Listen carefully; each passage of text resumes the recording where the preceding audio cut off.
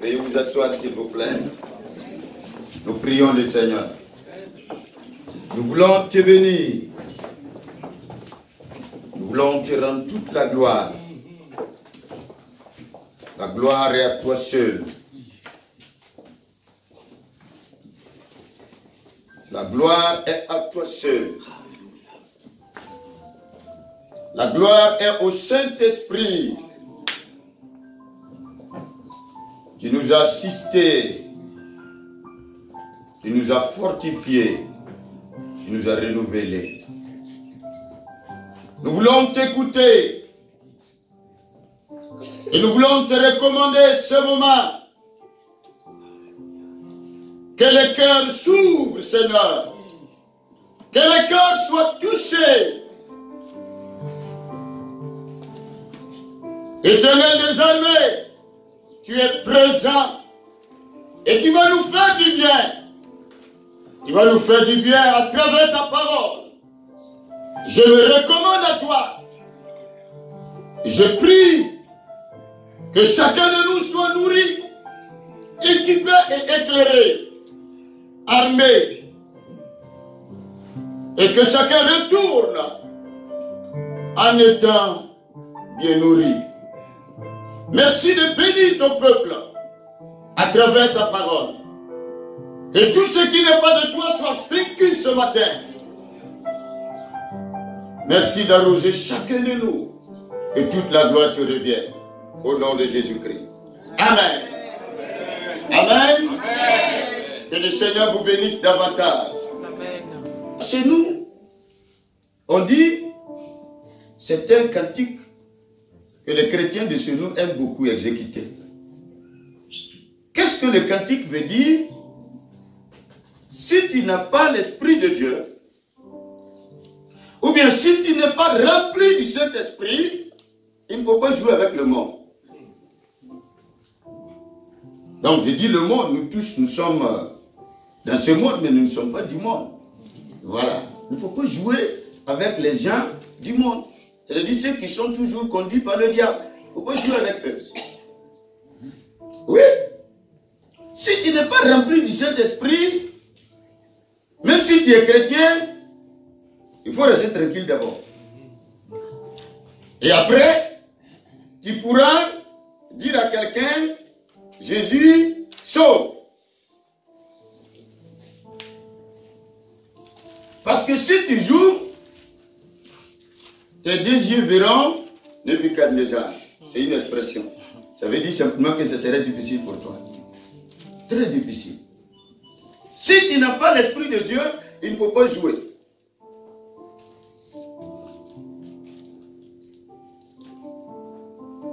Je suis chrétien. Bon, c'est une phrase.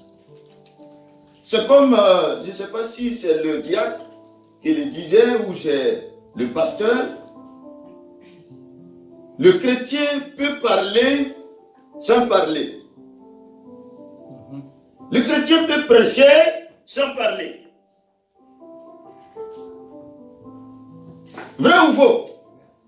Tu sors de ta maison, tu ne dis rien à quelqu'un et la personne sait que tu es en train de lui parler. L'évangéliste était en train de nous rendre ce grand témoignage-là. Il s'est passé à Abidjan. Alors, il était là et quelqu'un s'est approché et lui a dit qu'il voulait avoir ce que vous... Voilà, ce qui est en vous. Il a vu quelque chose. Donc, nous remarquons que de jour en jour, les chrétiens sont en train de perdre l'essentiel.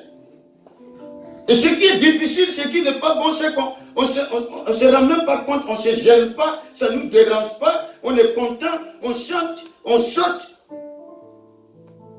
C'est dangereux. On est en train de perdre l'essentiel. La saveur n'est plus là, la lumière n'est plus là souvent. On n'est plus le seul de quoi? De la terre, ni la lumière de ce monde. On s'affaiblit davantage, on a peur davantage. Le païen a peur parce qu'il n'a rien lui. Le chrétien aussi baptisé avant ma naissance, confirmé, lui aussi il a aussi peur. On ne comprend plus rien. C'est normal qu'un païen ait peur de quelque chose. C'est normal. Parce que celui qui est en nous, celui qui est en lui, ne peut pas se comparer avec celui qui est en nous. Il n'a rien. Il n'a pas la lumière. Maintenant, nous, et disons que nous avons la lumière là, souvent, nous pleurnichons même plus que les païens. Et souvent, les chrétiens, ils confondent les lamentations à la supplication. Il y a une grande différence. Il y en a qui confondent. Pourquoi toutes ces choses? Pourquoi on ne voit rien à nous aujourd'hui? Pourquoi il n'y a pas de distance? Quelqu'un a dit s'unir sans se confondre. C'est ça, non? Aujourd'hui, là où on est unis et tout, on est confondu. On voit le chrétien, on voit le païen, il n'y a pas de... Il n'y a pas de... Non, non, il n'y a rien qui marque là-dedans. Rien du tout. Absolument rien. Pourquoi? C'est déjà affiché avec les textes bibliques. Parce que nous avons abandonné la source de notre foi. Celui qui nous a menés à Christ là, on s'est éloigné de lui. Sans le Saint-Esprit, qui peut dire que Jésus est Seigneur? Personne. Sans le Saint-Esprit, on ne serait pas là.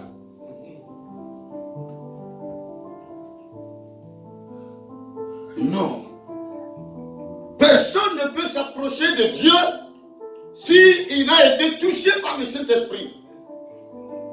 Et nous abandonnons le Saint-Esprit. Et pourtant, Jésus promet à ses disciples. Parce qu'eux aussi, quand ils voyaient que Jésus allait partir, ils avaient aussi peur. Et Jésus, avant de partir, va les rassembler. Il dit, le Père vous a promis quelque chose. Ce qui fait la force du royaume là. Le Père vous a promis ça. Ce qui nous amène à la réalité, le palpable. Le Père vous a promis ça. La puissance d'en haut. Attendez à Jérusalem. Le médecin Luc a dit dans son évangile et dans les actes des apôtres. Acte 1, verset 8. Vous recevrez une puissance. Le Saint-Esprit surviendra sur vous et vous serez mes témoins.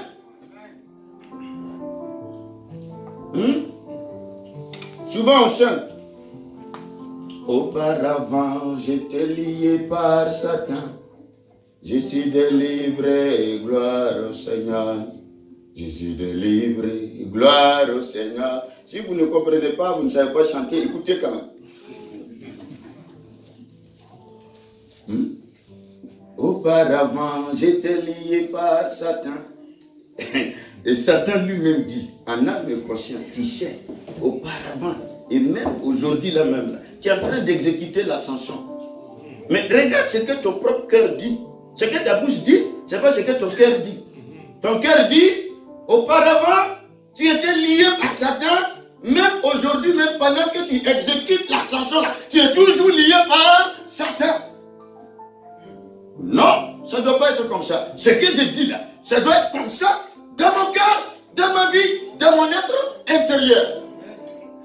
Je ne dois pas flatter les gens. On a oublié. Non. Donc le premier point, on le sait déjà. Qu'est-ce que c'est que le baptême dans le Saint-Esprit? Bon, on peut essayer de définir ce que c'est que le baptême dans le Saint-Esprit. On te dira que tu es conduit par le Saint-Esprit. On te dira que l'Esprit de Dieu agit en toi. On te dira qu'il y a la présence active du Saint-Esprit en toi. On te dira qu'il y a la présence manifeste du Saint-Esprit en toi. On te dira que tu es moins. En tout cas, on te dira que tu es armé. On te dira ceci, cela. Mais la vraie définition, c'est celui qui est rempli qui peut savoir ce que c'est que le baptême dans le Saint-Esprit. C'est une expérience personnelle. Si tu n'es pas rempli, tu n'es pas rempli. Si tu es rempli aussi, tu sais que tu es rempli. Mon frère, es-tu rempli du Saint-Esprit? Mais les chrétiens de la Samarie, là, ou bien c'est à Éphèse, ils ont dit à Paul, on a reçu le baptême d'eau, mais le baptême dans le ça là, et ils ont été clairs. Mais les chrétiens de maintenant ne sont pas clairs. Es-tu rempli du Saint-Esprit? Oui, bon, mais... Oui, il me semble, hein, bon, ma prière a commencé à changer. Hein. Avant, je priais 30 minutes, maintenant je peux faire 1 heure de temps, donc je suis rempli. Non, écoutez. C'est réel. Quand tu es rempli, tu le sais. Si tu n'es pas rempli aussi, tu le sais. Et vous savez, si on devrait payer, peut-être que c'est vous qui allez être rempli du Saint-Esprit. Mais moi, ce n'est pas possible. Parce que là, je n'ai pas eu la grâce comme vous avez eu d'être à Paris. Il y a de l'argent à Paris. Heureusement pour Canet, on ne paye pas. Il faut croire. Et tu ouvres le cœur. Et le Saint-Esprit te remplit. Alléluia. C'est celui qui aspire qui reçoit. Heureusement. J'ai été rempli du Saint-Esprit. Je ne peux pas oublier l'année en 1996. À Abidjan. Ceux qui connaissent Abidjan, c'est à 13 villes. Avec le pasteur Michael. Aux assemblées de Dieu. 13 villes. Comment? Mais quand vous avez cette expérience, c'est pas vrai. C'est pas vrai. Qui peut enlever votre joie, votre paix, votre quiétude, votre stabilité, que ce soit spirituel ou non? Qui peut l'enlever? Personne. Que chacun de nous retourne à la chambre haute. Deuxièmement, je parlerai ce matin de la puissance du Saint-Esprit pour faire quoi? Pour prêcher la repentance. Aujourd'hui, on voit beaucoup de choses. On n'est plus rempli du Saint-Esprit pour prêcher la repentance. Maintenant, on est rempli du Saint-Esprit pour voir même la couleur même de ton drap là sur ton lit à la maison. Je vois. Et l'Esprit de Dieu, il dit, mon esprit est dans ta chambre. Mais écoutez, en quoi c'est ça là, ça édifie? C'est nous en Côte d'Ivoire, il y a ça. Hein? Je te vois, écoute, laisse ça. Quelqu'un a déjà vu.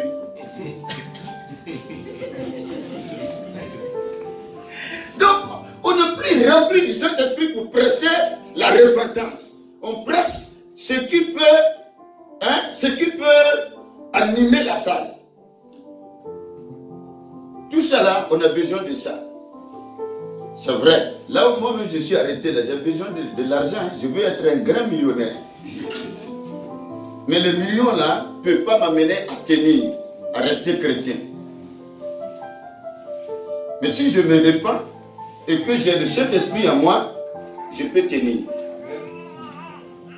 Troisièmement, la puissance du Saint-Esprit pour faire quoi? Pour prêcher le pardon des péchés. Quatrièmement, pourquoi le baptême du Saint-Esprit est important? C'est pour vivre réellement la Pentecôte. Vivre réellement la Pentecôte. C'est-à-dire maintenir la présence du Saint-Esprit et les dons du Saint-Esprit en nous. Vous voyez, la Bible dit, et Pierre lui-même a été un exemple pour nous, ce grand apôtre-là. Regardez, Pierre était là, hein. Quand Jésus multipliait les pains, là, il était là. Ou bien il était absent. Quand Jésus a menacé le vent et l'eau dans la mer, sur la mer plutôt, Pierre était là. Quoi encore? Les différentes guérisons, les miracles que Jésus a opérés, Pierre était là. Et maintenant, Jésus va annoncer son départ, qui est difficile. Pierre dit non. Et quand le souverain sacrificateur a envoyé les gens, immédiatement, Pierre a fait sortir son épée. Qu'est-ce que Jésus a dit? Jésus a dit, non, celui qui combat par l'épée, il périra par, il faut déposer. Tu penses que si je voulais faire cette guerre-là, mais le Père va m'envoyer des anges. Je n'ai pas besoin de ça. J'ai un objectif, reste tranquille, on va y arriver. Ça, ce n'est pas un problème. Mais le grand problème là, de Pierre, c'est quoi? C'est que quand Jésus a été saisi, comprenez, les pierres là, il y a eu une grande distance maintenant. Le fougueux là qui parlait beaucoup là, hein, il est devenu en même temps un homme désarmé. Il reste derrière. Et il regarde de loin.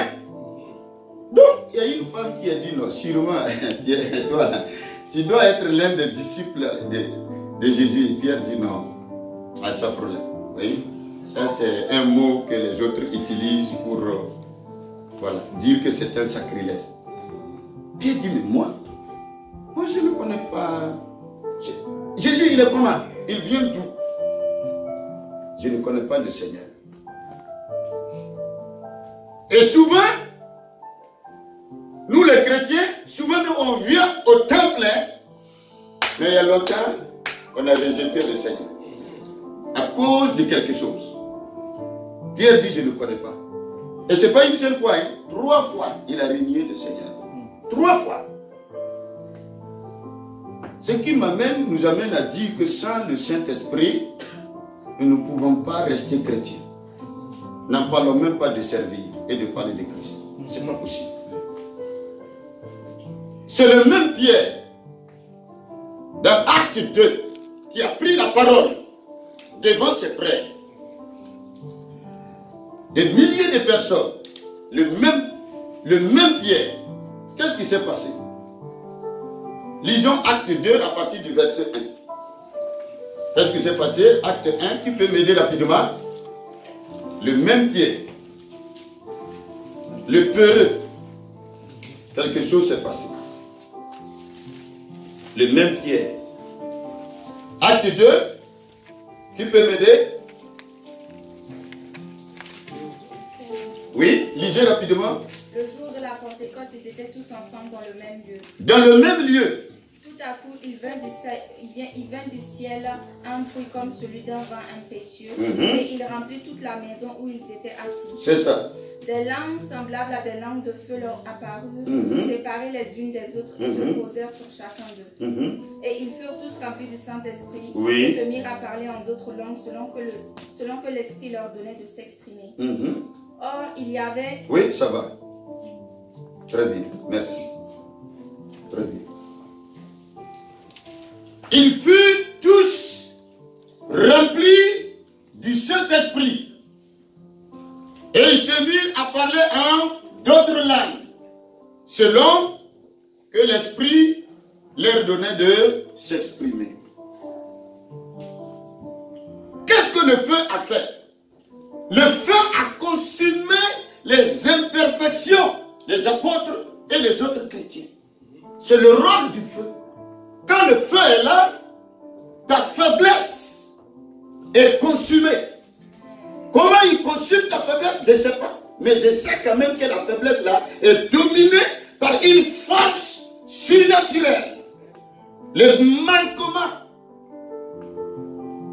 l'imperfection, la peur a été dominée par la présence active du Saint-Esprit et a donné une force, une énergie spirituelle. Et Pierre a oublié sa faiblesse. La peur quitte Pierre. Et Pierre ose maintenant prendre la parole devant ses frères. Les mêmes qui ont dit crucifiez-le. Les mêmes. Crucifiez-le. Et Ponce Pilate dit, mais je ne vois rien de mal dans la vie de ce monsieur. Écoutez, nous on te dit, amenez Jésus-Christ à Golgotha. Et Pierre savait que ce n'est pas facile, hein? Mais il a pris la parole quand même. Et qu'est-ce qu'il va faire maintenant? Il va dire la vérité. Les amener à comprendre qu'ils ont fait quelque chose qu'il ne fallait pas faire. Le mal, le péché. Pierre n'a pas essayé de couvrir. Non. Il dit, c'est Jésus. Jésus que vous avez crucifié. C'est lui qui est mort, ressuscité le 3e jour. C'est lui qui nous envoyait le Saint-Esprit. Nous ne sommes pas ivres du vin, mais nous sommes plutôt remplis du Saint-Esprit. Alléluia.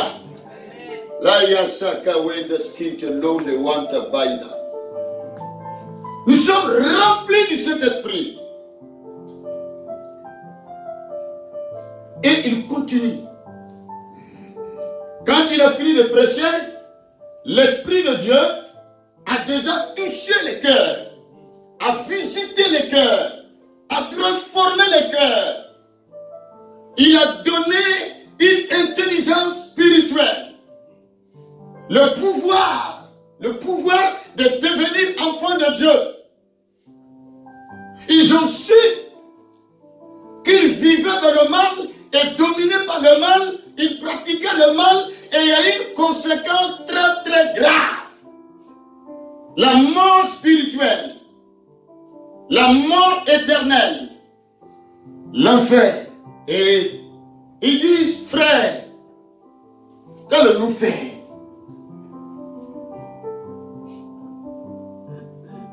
Si tu viens à l'église, au temple, tu fais tout comme les autres, tu fais tout comme nous. Mais je ne suis pas plus spirituel que vous, c'est un exemple. Mais ton cœur est toujours heureux pendant que tu vis dans le péché, c'est grave.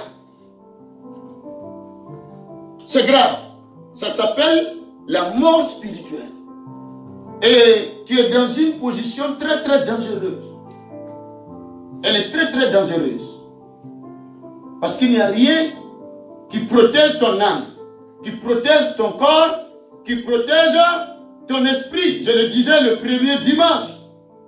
Ce matin, nous sommes très bien habillés. Très très très bien habillés.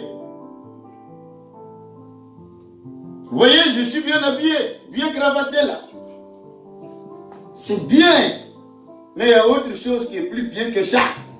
Ton esprit doit être bien sapé. Et l'esprit n'a pas besoin de costumes. L'esprit n'a pas besoin de la cravate. L'esprit n'a pas besoin de souliers. L'esprit n'a pas besoin de ce que nous savons. Mais l'esprit a besoin du sang de l'agneau. L'esprit a besoin de la parole de Dieu. L'esprit a besoin de la puissance du Saint-Esprit. Pour pouvoir surmonter. Pour pouvoir vivre une vie à la gloire de l'Éternel. Ils ont prêché la repentance. C'est vrai, on a besoin d'être rempli du Saint-Esprit pour beaucoup de choses. Mais la chose la plus essentielle, c'est de reconnaître que là où on est, n'est pas pour la gloire de Dieu. et on revient à Christ et on reste avec Christ. Et vous voyez, au temps de Jésus lui-même, il y avait des publicains également. Avant son arrivée auprès de Jean-Baptiste. Et Jean-Baptiste, à ce moment, ne dorlotait pas les choses. C'est Jean-Baptiste, je crois, qui a dit « Race de vipères ». C'est Jean-Baptiste qui a dit ça. Mais les publicains venaient pour se faire baptiser. Et il dit « Maître, que devons-nous faire ?» N'exigez rien au-delà. N'exigez rien. Aujourd'hui, même les chrétiens font ce qu'on appelle « faut faire » et on va faire. Même les chrétiens, remplis du Saint-Esprit, ils doivent être utilisés pour que tu sois embauché. Ils te diront, faut faire, et puis on va faire. Ça, c'est chez nous en Côte d'Ivoire. De faire quoi, et puis tu vas faire quoi. Mes dossiers sont devant toi.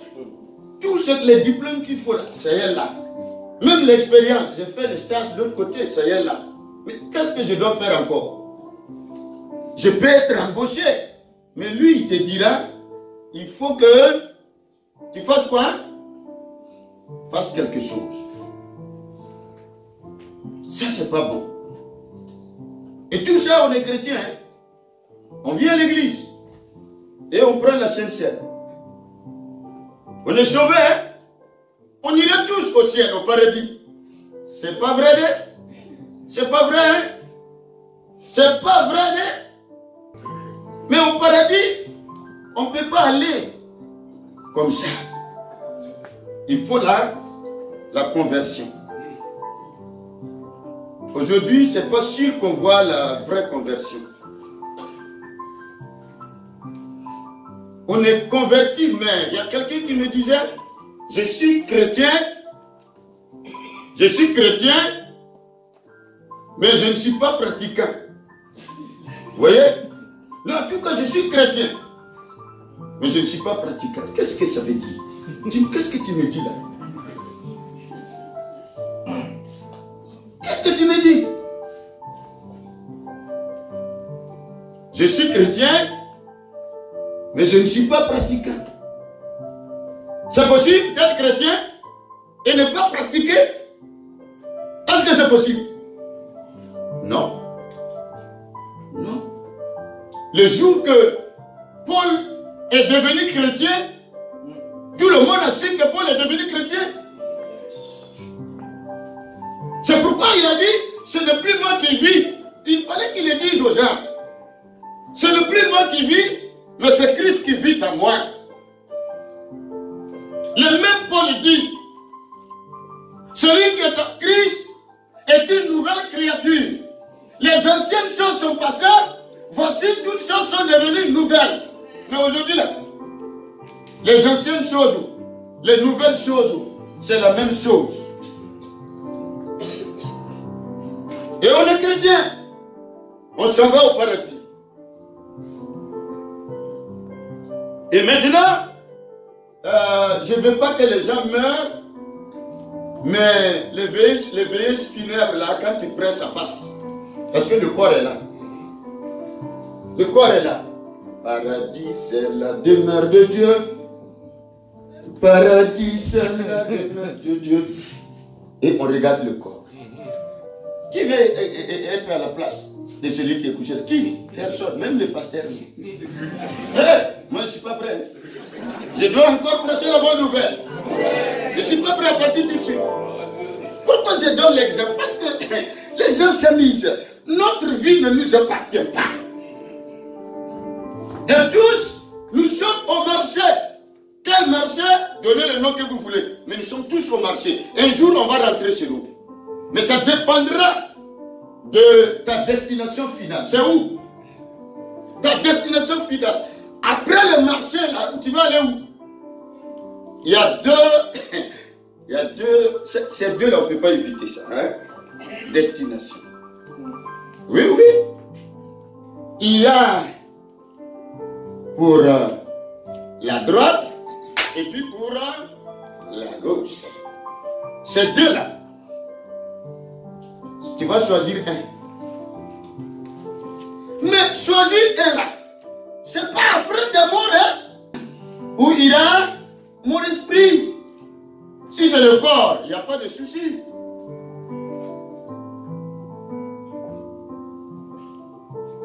Je ne peux pas faire ce que je veux.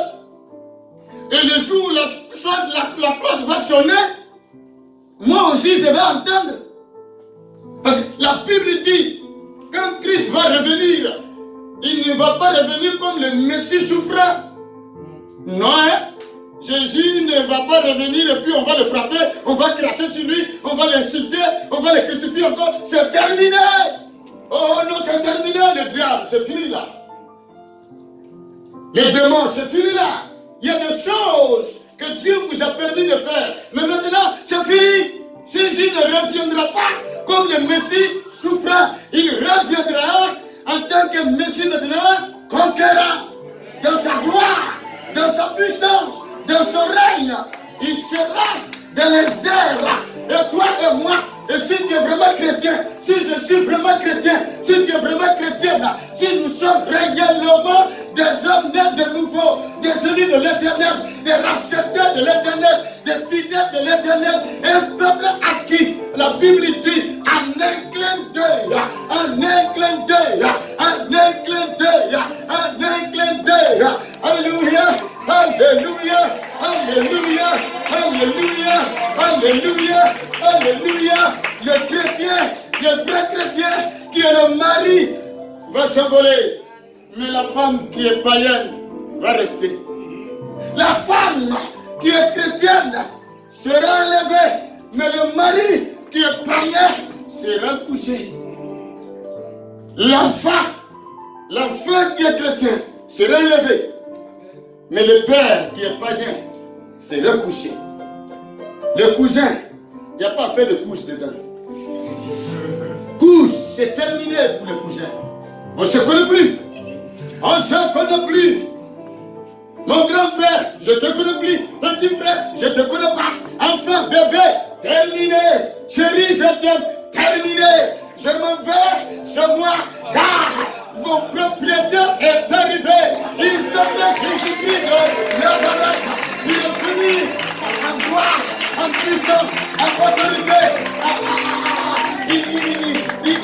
Oh, alléluia. C'est pas pour rien. J'ai tout laissé pour prêcher la bonne nouvelle. Je suis pas fou quand même. Non, mais je suis pas fou. Je presse dans cette fraîcheur et puis la sueur coule. Mais je suis pas fou. Je n'ai pas bu Koutoukou. Le pasteur est témoin. Je n'ai pas bu de whisky ce matin-là. Mais je le fais parce que il y a un jour spécial qui arrive pour moi. Un jour spécial. Un jour spécial. Le jour là, ça vient. Je ne connais pas le jour. Je ne connais pas l'heure. Vous comprenez? Je ne connais pas. Mais c'est certain. Jésus a dit, je reviens bientôt. Jésus ne viendra pas pour ceux qui veulent devenir. Jésus reviendra pour ceux qui sont chrétiens. Alléluia.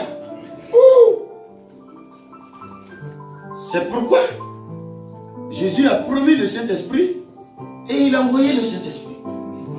Il dit, je ne vous laisserai pas orphelins. Je vais vous envoyer le paraclet, le défenseur. Effectivement, le Saint-Esprit nous défend.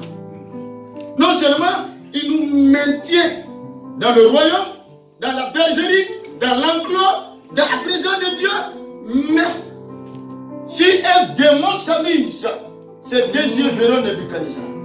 Si un sorcier s'amuse, ses deux yeux verront, parce que les anges là vont le foudroyer. Amen. Alléluia.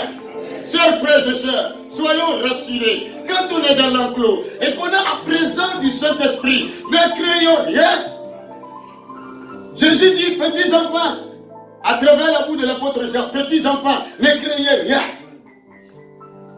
Église, ne crains pas. Servant de Dieu, ne crains pas. Serviteur de Dieu, ne crains pas. Évangéliste, ne crains pas. Pasteur, ne crains pas. Docteur, ne crains pas. Évangéliste, ne crains pas. Prophète, ne crains pas. Car le Paraclet est en toi. Et personne ne peut te toucher. Tu es barricadé, tu es protégé. Tu es barricadé, complètement barricadé. Chez nous, à Abidjan, on dit, tu es cimenté, tu es bétonné. Alléluia. Alléluia.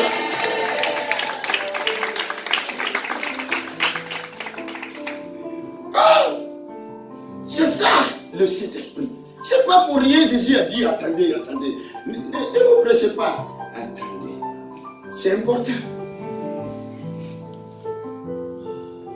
Celui qui croira et qui sera baptisé sera sauvé. Mais celui qui ne croira pas sera condamné. Matthieu 16, verset 15 à 16.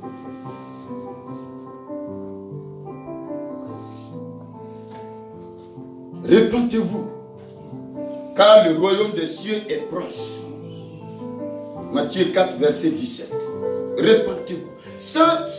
Sans la vraie repentance, il n'y a pas de vie chrétienne. C'est clair. Il n'y a pas de vie chrétienne.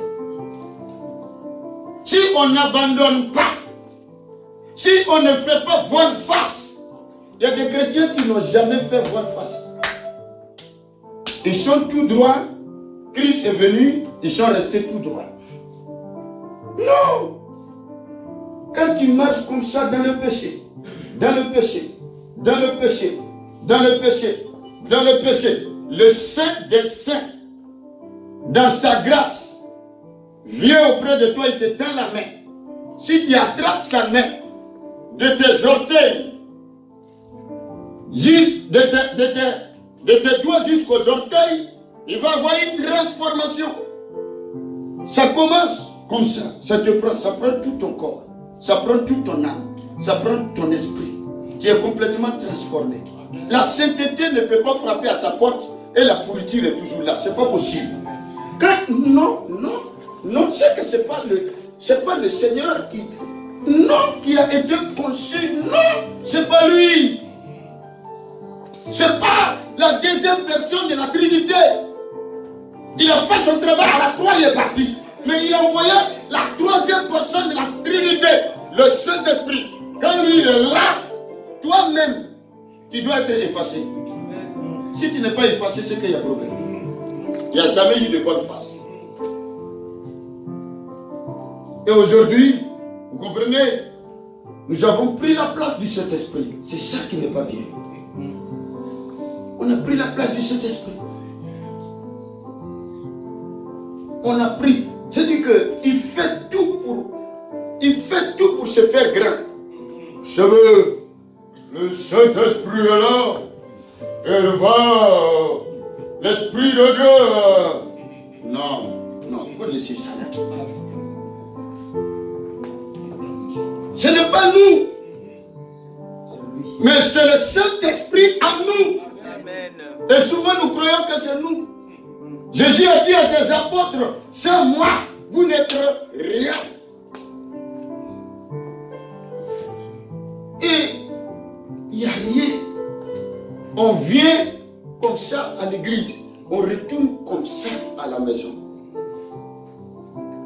Hein? Avec ta valise que tu as envoyée. Hein? Pour s'en servir. Remplis ta valise pour repartir. La valise spirituelle. Tu retournes même, tu perds même la valise. Alors que tu avais envoyé la valise pour mettre beaucoup de choses dans la valise et retourner. Mais tu retournes même, tu remarques, arrivé à la maison, tu remarques que la valise même n'est pas là.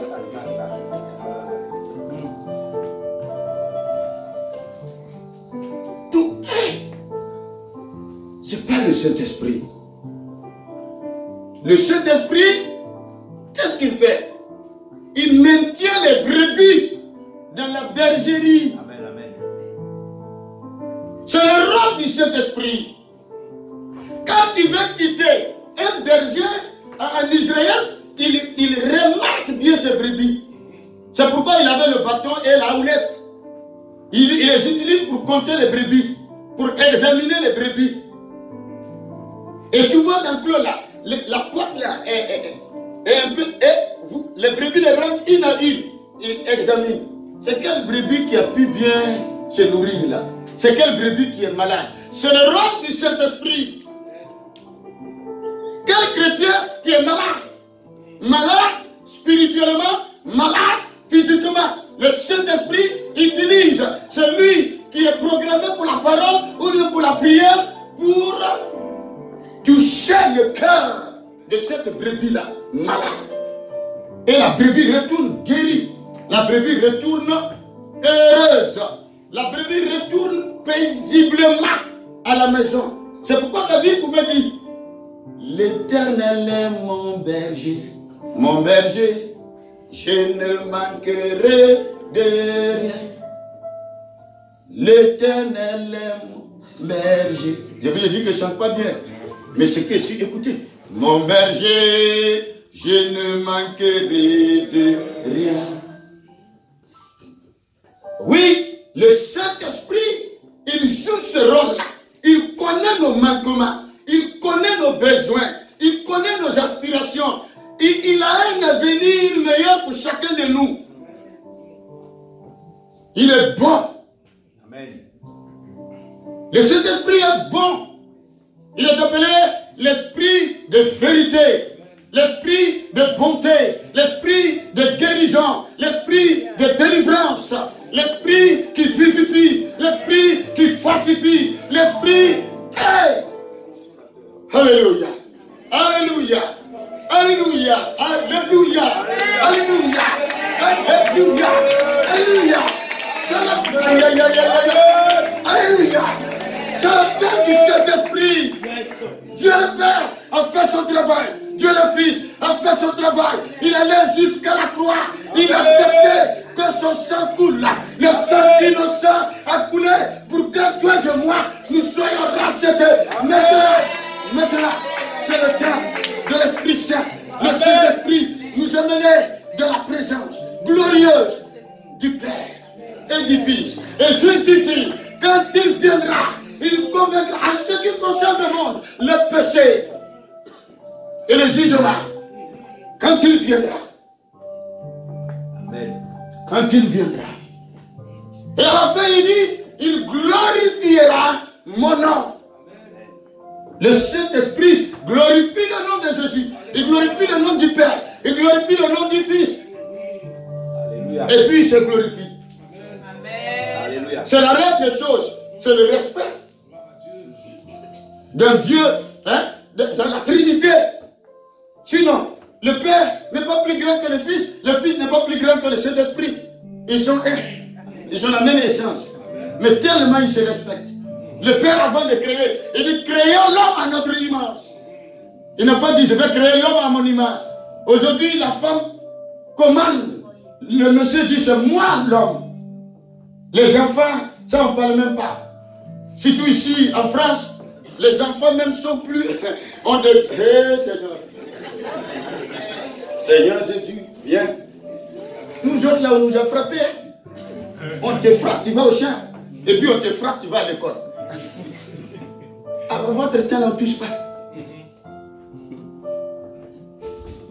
Hey! Alléluia. Ils ont la même essence. Mais regardez ce que Jésus fait. L'apôtre Paul dit que Jésus a la même essence que le Père, mais il s'est humilié. Vous comprenez? Jusqu'à la croix. C'est pourquoi le Père a souverainement élevé son nom au-dessus de tout nom. Vous voyez? Bon, quel est le nom qui est élevé au-dessus de tout nom si ce n'est pas le nom de Dieu? Jésus est Dieu. Les autres là, ils n'ont pas, on va y arriver. Bon, ils n'ont pas ce que nous avons. On va y arriver. Quand vous n'avez pas le Saint-Esprit, vous ne comprenez pas la Bible. Vous interprétez la Bible comme vous voulez. Amen. Avec votre propre intellect. Yes. Hein? Si vous interprétez la Bible avec votre propre intellect là-haut. Jésus a dit que si ton voisin est une occasion de chute pour toi, il faut couper là. Ton bras, voilà, ton bras. Il faut couper. Pourquoi vous ne coupez pas? Et puis vous voulez interpréter tout littéralement. Non. Nous lisons. Mais celui qui nous fait comprendre, c'est le Saint-Esprit.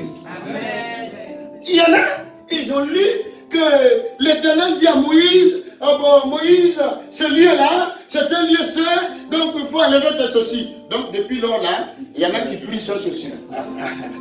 Avec cette fraîcheur-là, toi tu n'as pas de chaussures. C'est nous, il fait très chaud. Lui, il marche pied comme ça. Et la pointe là va te piquer, tu vas dire Seigneur. Quel Seigneur? Vous comprenez? On a tellement... Il y en a même qui vont jusqu'à vendre le sel. Ah oui, il y a des prophètes qui prennent... Et c'est ça même que vous aimez là. Parce que vous ne donnez pas. Vous ne donnez pas, c'est ça votre problème. On va vous vendre le sel maintenant. Tout en sachant que c'est le mensonge. Chacun a son travail. Le pasteur se consacre tout au long de la semaine. Seigneur, je vais passer le dimanche. Conduis-moi. Regardez comment j'ai souffert la nuit d'hier là. Le bébé pleurait, moi aussi je pleurais parce que je dois prêcher ce matin. Et le pasteur, pour aggraver les choses, il dit non, qu'il y aura des grands pasteurs qui vont venir. Je vais prêcher quoi devant pasteur? Si c'est vous, il n'y a pas de problème. Mais eux, ils ont fait le même papier là que moi. J'ai fait comment? Là maintenant, il faut l'onction. Il dit Seigneur, aide-moi. Seigneur, aide-moi. Seigneur, aide-moi. Seigneur, aide-moi. Je ne veux pas dormir. En réalité, ce n'est pas le bébé. Moi-même, là, je vais soucier. Il fallait quelque chose du Saint-Esprit. Et nous, on souffre comme ça. On vient le dimanche, vous retournez avec nos enveloppes. Maintenant, on vous vend du sel, vous payez. De l'huile, on dit onction de Jérusalem. C'est ça? Attendez, l'huile là, ça représente le Saint-Esprit. Le propriétaire même est là à moi. Je vais payer l'huile pour faire quoi? Je paye l'huile là pourquoi? Mon corps est le temple du Saint-Esprit. Et vous comprenez? Ça ne suffit même pas. Il me remplit de sa puissance. Il me remplit de son autorité. Il me remplit de son onction. Il me remplit de son pouvoir. Et puis, écoutez-moi bien.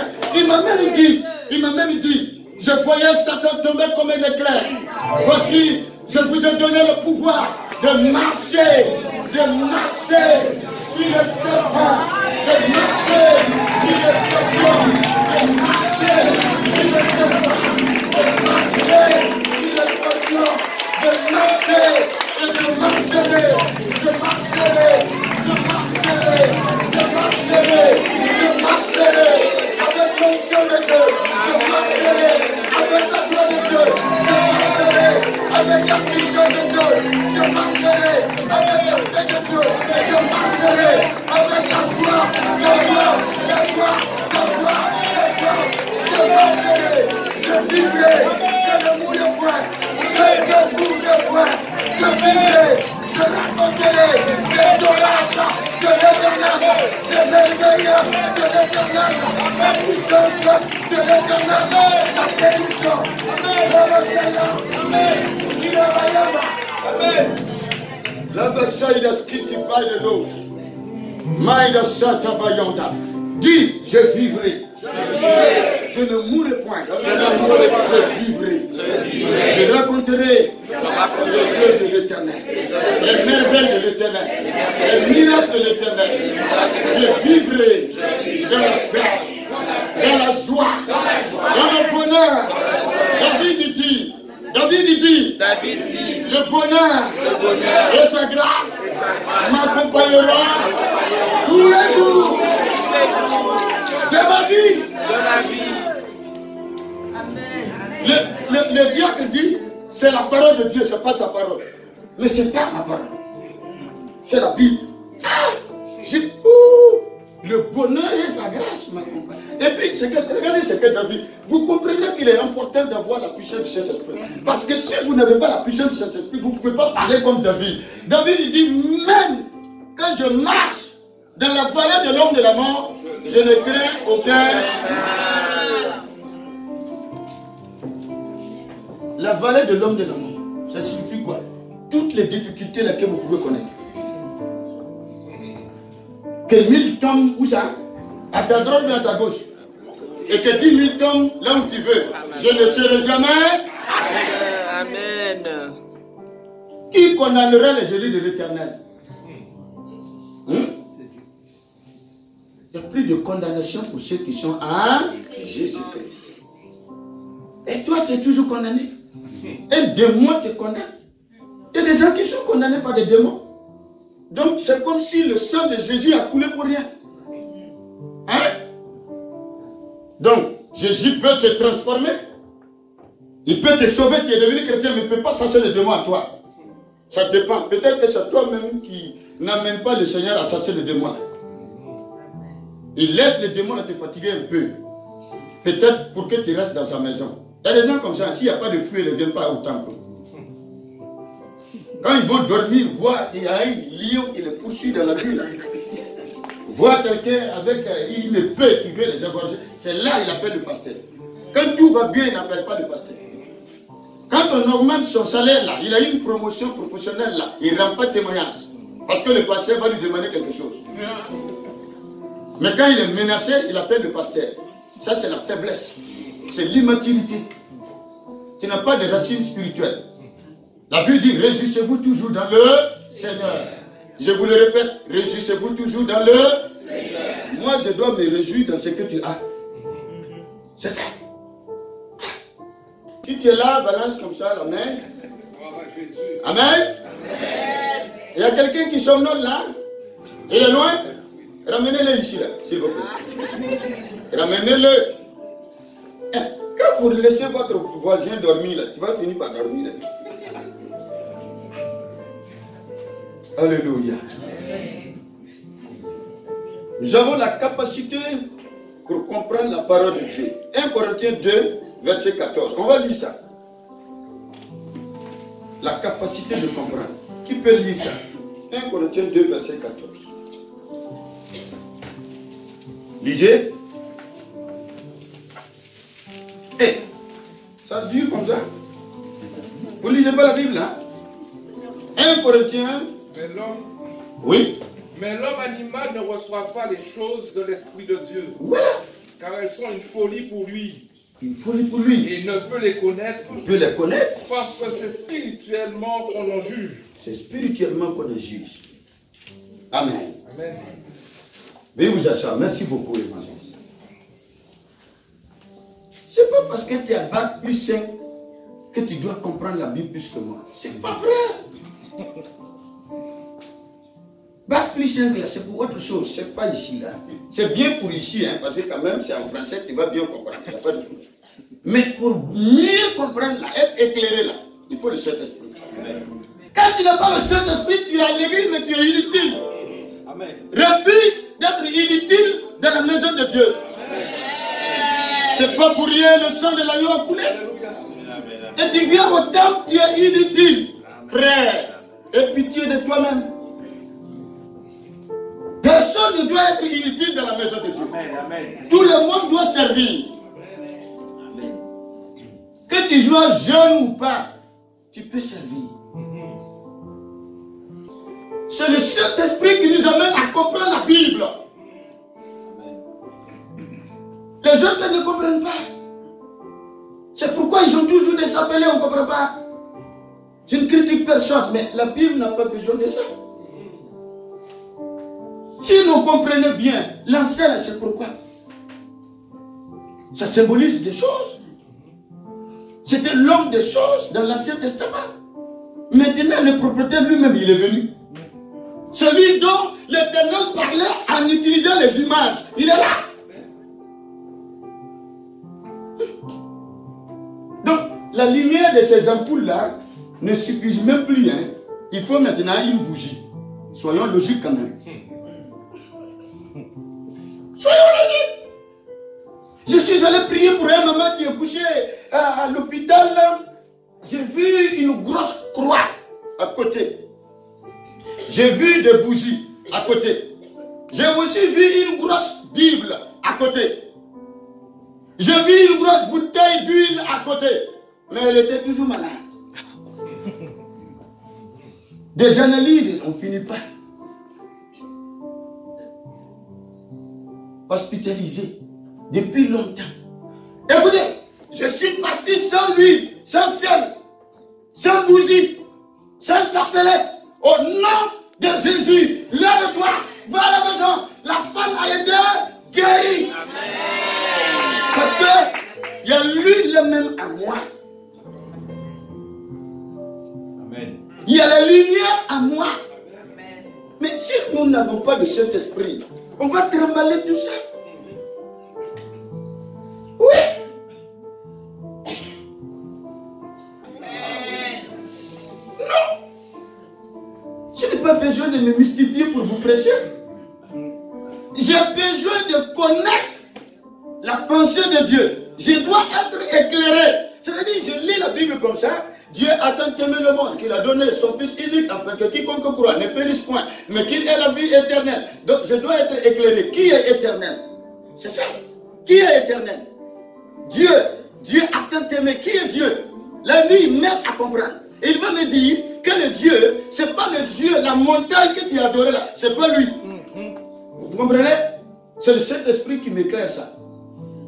Ce que les autres disent sur Dieu là, c'est pas ça. Et le Saint-Esprit va me dire, c'est le Dieu créateur. Celui qui a créé les cieux, celui qui a créé la terre, celui qui m'a donné le souffle de vie, celui qui a tout pouvoir, celui qui est partout en même temps, et celui qui connaît toutes choses. C'est lui qui est Dieu. Vous comprenez? Il est omniscient, c'est-à-dire il connaît toutes choses. Je suis là, je lui dis rien, mais c'est ce qui se passe. Il est présent, il est omniprésent. Il est ici, à Paris ou en France, et en même temps, il est en Chine. C'est lui le vrai. Amen. Mais les idoles que nous adorons là, qui est quelle idole? Toi-même, tu as mis ça en bas de ton lit avant d'aller au travail. Oh Seigneur Jésus. Vous comprenez? C'est le Saint-Esprit qui éclaire. Quand je prêche à un païen qui ne connaît pas Dieu, je prêche comme je peux. Voilà. Je peux même relire le verset. Je dis, tu dois te donner à Jésus-Christ parce que la Bible dit que Dieu a tant aimé le monde qu'il a donné son Fils unique afin que quiconque croit ne périsse point, mais qu'il ait la vie éternelle. Mais le Saint-Esprit, lui, va continuer. Il reprend la même phrase. Il reprend la même phrase. Et il déballe ça dans ton cœur. Il déballe ça dans ton être intérieur. Tu commences à te voir faible. Tu commences à voir tes péchés. Tu commences à te culpabiliser. Vous comprenez? Ça, c'est l'action du Saint-Esprit. Et le Saint-Esprit, il va t'amener à savoir que tu es dans une position d'une brebis très égarée. D'ailleurs, tu n'es même pas brebis d'abord. Tu n'es pas brebis, mais d'abord. Tu es rebelle. Le Saint-Esprit te dit tu es rebelle. Puisque tu n'as pas, tes péchés ne te sont pas pardonnés. Donc tu es rebelle. Tu as manqué le but. Tu vas commencer à comprendre. Ah oui, oh là là, donc je suis rebelle à mon Créateur. Tu dis Seigneur, sauve-moi. Et là maintenant tu cours vers le pasteur. Pasteur, je vais aller dans ton église. Et le pasteur dit, il faut dire après moi. Il était déjà converti avant d'arriver chez toi. Il dit, Seigneur, tu dis Seigneur, je te reconnais comme mon sauveur personnel. Non, ça c'est déjà fait. Alléluia. C'est le Saint-Esprit qui fait ça. Bon, pour terminer maintenant, j'ai dit la fois passée que nous les pasteurs, c'est comme ça. Quand on prend la parole, on ne laisse pas passer. On prend du temps. Malgré que ce n'est pas souvent bon de tirer. Mais on est là. Parce que c'est dans ça que Dieu nous fortifie davantage et nous... Voilà. Alors, qu'est-ce que le Saint-Esprit fait? J'ai déjà dit, la puissance pour prêcher. La puissance pour discerner la voix de Dieu. Romains 8, verset 16. La puissance maintenant pour adorer. Pour adorer. Il nous faut la puissance du Saint-Esprit pour mieux adorer. Vous comprenez? Quand tu pries en français, hein? Je donne un exemple. Le Dieu d'Abraham, le Dieu de Jacob. Et qui suis encore? J'ai sauté. Le Dieu d'Abraham, le Dieu d'Isaac, le Dieu de Jacob, etc. Ô éternel des armées, ô Dieu, mon roi, mon Seigneur. L'Esprit de Dieu voit que tu es encore faible. Tu n'arrives pas à l'adorer. Vous comprenez? Pouf, il fait descendre son onction. Et à un moment donné, tu sens ton langage a changé. Et tu dis, Makabaza Karabaya Kindebe. Et d'autres te regardent comme ça. Qu'est-ce qui se passe? Non, tu ne peux pas comprendre. Là, il y a Sakata. Écoutez, l'adoration, la dimension est grande maintenant. Et tu ne sais quoi dire. Tu dis, Seigneur, Seigneur, je t'adore. Je loue ton nom. J'exalte ton nom. Seigneur, tu es tout pour moi. Seigneur, sans toi, je ne suis rien. Seigneur, je veux te connaître davantage. Je m'abandonne à toi. Je me recommande à toi. Il n'y a que toi seul là. Je vis que pour toi seul là. Saint-Esprit. Et ça vient. À un moment donné, tu ne parles plus en français. C'est autre. La langue des anges. C'est ça. Les vrais, l'heure vient. Et l'heure est déjà venue. Les vrais adorateurs de Dieu. Et oui, ils sont déjà là. Les vrais adorateurs m'adoreront en esprit et en vérité. Mais vous n'allez pas dire qu'il y a des gens qui adorent le Seigneur sans la vérité. Ils n'adorent pas l'esprit, ils ne parlent pas de vérité. Prier sans cesse. Comment on peut prier sans cesse? Donc au travail aussi, il faut prier. Hein? Il faut travailler. Parce que l'ouvrier mérite son salaire. Mais quand tu as la plénitude du Saint-Esprit, même au travail, même tu peux prier. Amen.